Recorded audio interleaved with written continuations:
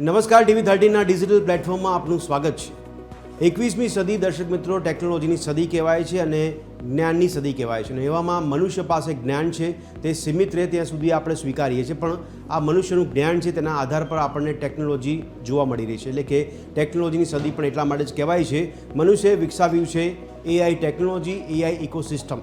આ ઇકોસિસ્ટમ અને AI technology કેટલી ભારે પડી શકે છે તેને લઈને ખાસ ચિંતાનો વિષય ઊભો થઈ રહ્યો છે, કારણ કે એક મળતા તાજા સમાચાર મુજબ એમેઝોન કંપની દ્વારા એઆઈ ટેકનોલોજીમાં સૌથી વધારે રોકાણ કરવામાં આવ્યું છે, જેને કારણે જે પોતાનું કાર્યબળ છે તે ઘટાડવાની યોજના જાહેર કરી છે, જેના ભાગરૂપે 14,000 કર્મચારીઓને નોકરીમાંથી છૂટા કરવામાં આવે તેવી જાહેરાત કરવામાં આવી છે।